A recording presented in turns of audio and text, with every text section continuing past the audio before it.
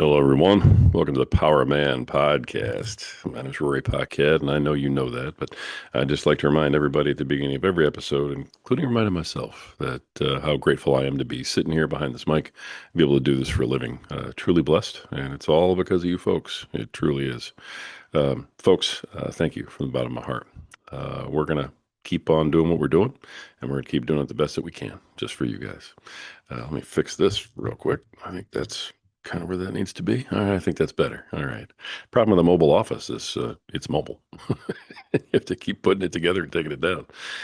Uh, anyway, folks, listen, while we get going here, if you're a friend of the program, then you know what time it is. That's right. We're going to do this today. Let's go ahead and have a sip of our preferred beverage.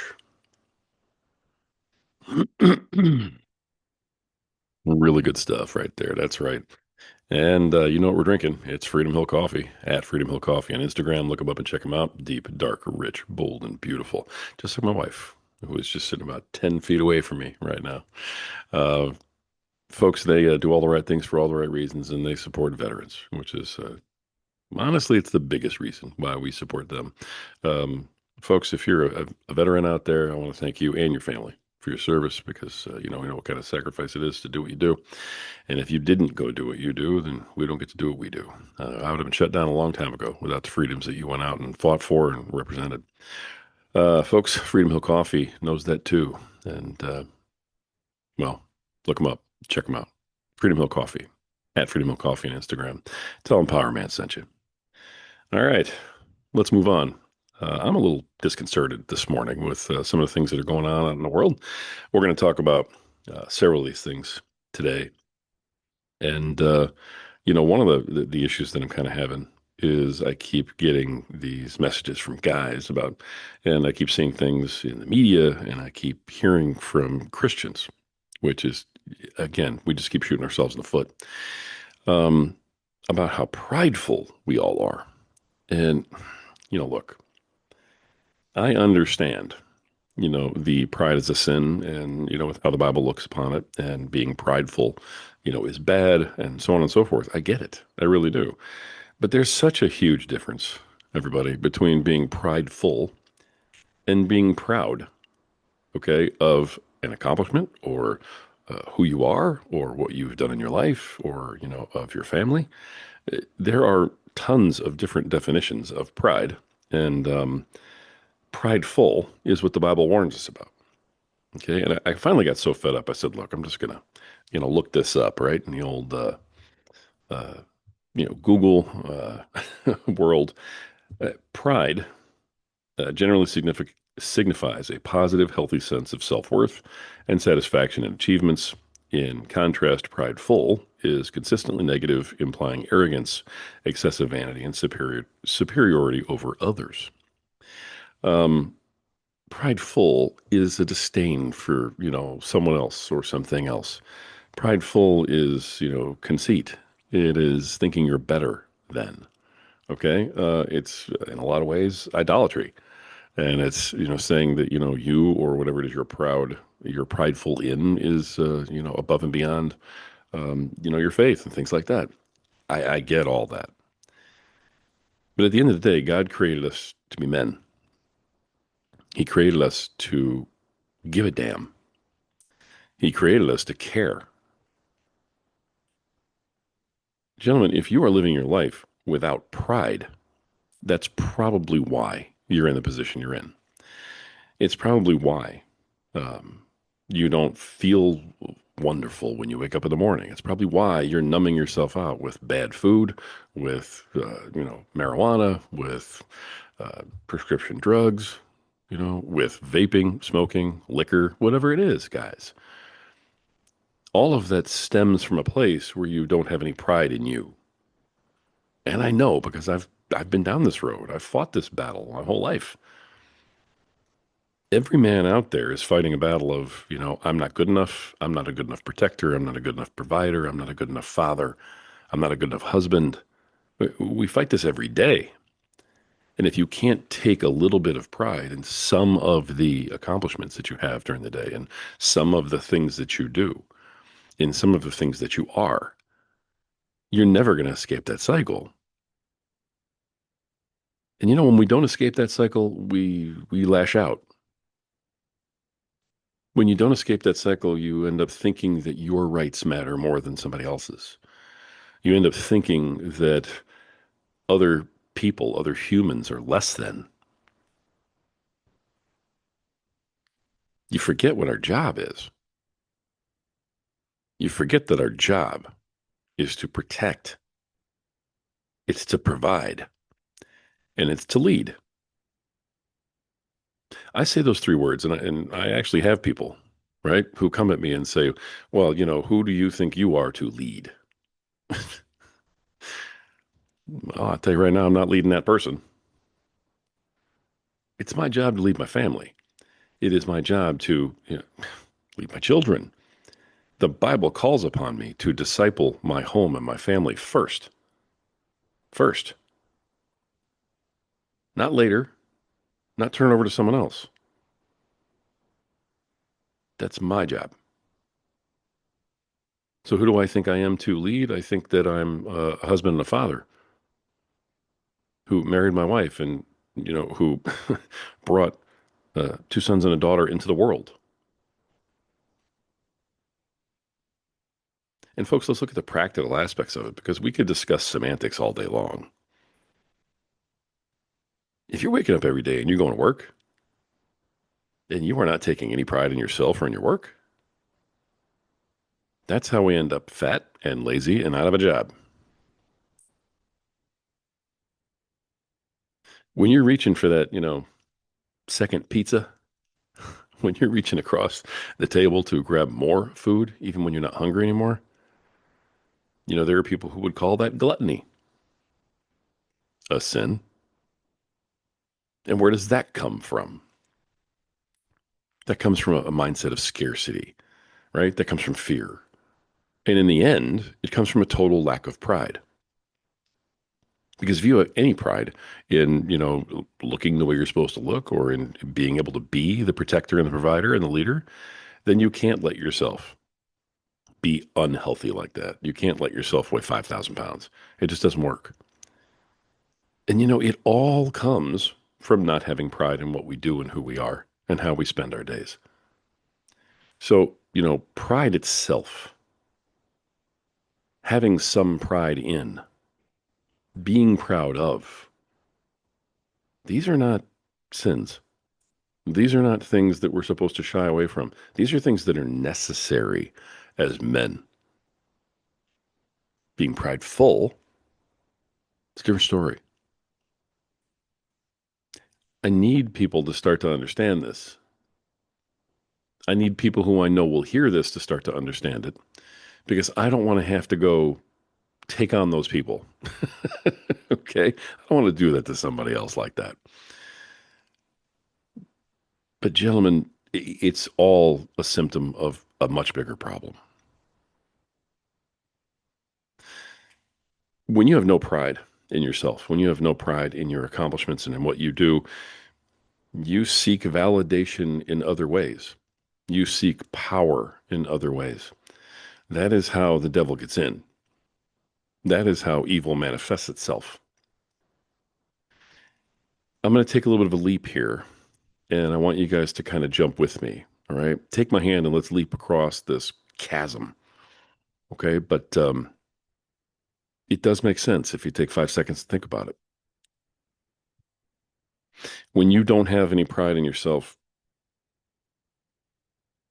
other people don't matter. Their feelings don't matter. Their rights don't necessarily matter.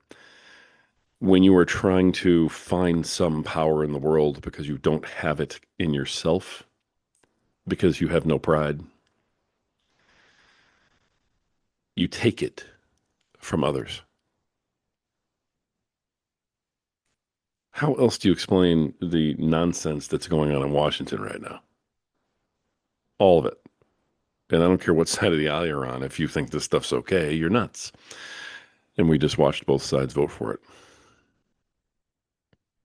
There are men and, women, I'm assuming, in Washington, we're never going to know, that are actually sexually harassing people and having things filed against them and paying those people off to be quiet through a congressional slush fund. Why are we talking about this? I don't like this to be a political show, and this isn't. Because let's be honest, if you go through all of these cases, you're going to be hard pressed to find a situation where a woman is sexually harassing a man and the man filed something about it. We're just being honest. So, more than likely, these are men in Congress who are sexually harassing women. What does it take in your mind for you to think that that's okay? Where does that come from? We can make it political and go down the road of, everybody voted to keep this stuff concealed. It's disgusting. Every single member, men and women in Congress, voted to keep it concealed. Give me a break. But that's not the direction we're going. I'm going down the direction of the why. You're a congressman. How are you sitting there with such self loathing that you have to try and impose yourself on somebody else like that? It, it boggles the mind. And when you really start looking at where does it come from, it comes right back to this show. It comes back to these principles that we talk about all the time. It talks about, it comes right back to what we talk about all the time. These men that are doing this are not following the credo of protect, provide, lead at all. They're preying on the weak, not protecting them.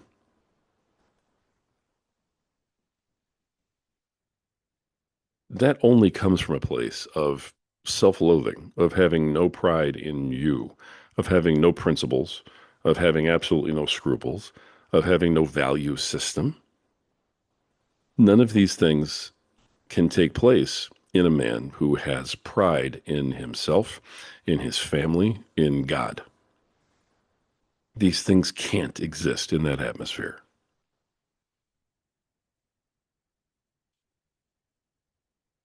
This is the end result. This is where we end up as men when we throw these principles out the window, when we live a life that we are not proud of. I've talked about the job thing a million times.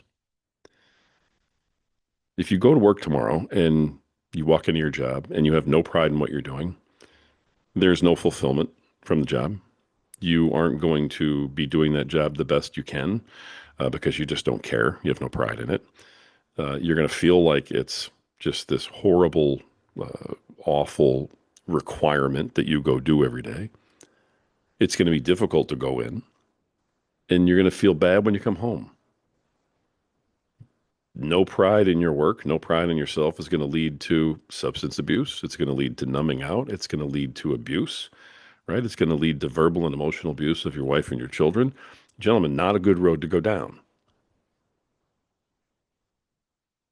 On the flip side, the man who goes to work every day and takes pride in what he does and takes pride in who he is and does the best job that he can, he comes home fulfilled from that. He doesn't come home with his bucket empty. He comes home with it overflowing because he accomplished something that he set out to do. And instead of coming home with an empty bucket that he expects his wife and his kids and his substance abuse and all the food and everything else to fill, he comes home with the bucket overflowing to share.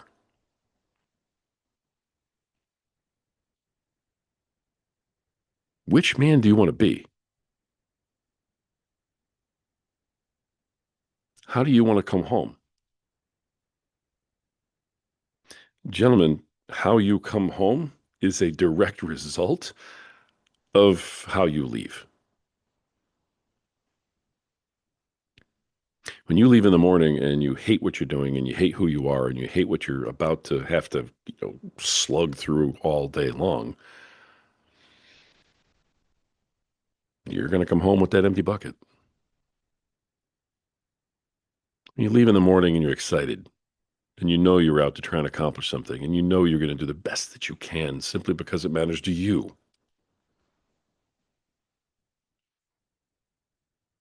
Not only are you going to be able to keep that job a little bit longer and keep paying some bills, but you're also going to come home with a bucket that's overflowing. Yeah, you'll be tired.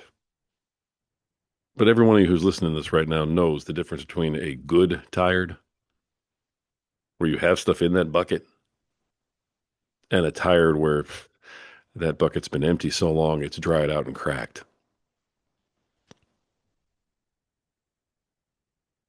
What kind of tired do you want to feel? What kind of man do you want to be? Are you the type of man who's going to vote to protect other men so that they can have no pride, no value, no moral, and go out there and abuse people?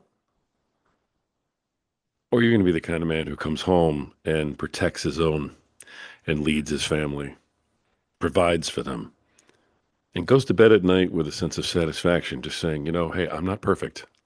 I have miles to go, but I did the best I could today. And tomorrow when I wake up, I'm going to do it again. Gentlemen, that is a peaceful slumber. And most of us don't get that, do we?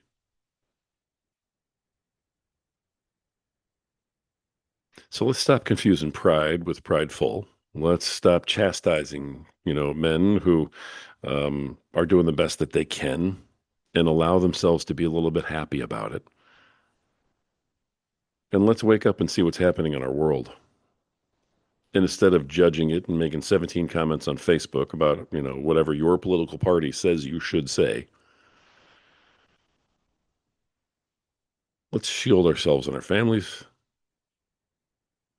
Let's make sure we are acting the way we need to be acting in this world. And let's start setting an example so that this next generation isn't led by those evil creatures that claim to be leading us. Let's show them what real leadership looks like. Let's show them what values look like. Let's show them what having some pride in yourself and your family and your life and your God looks like. Let's lead for real. And let's lead with pride. Gentlemen, you matter. You have value. You're worth it. And the only reason that we're talking about all this is because at some point you have to believe it. Until next time.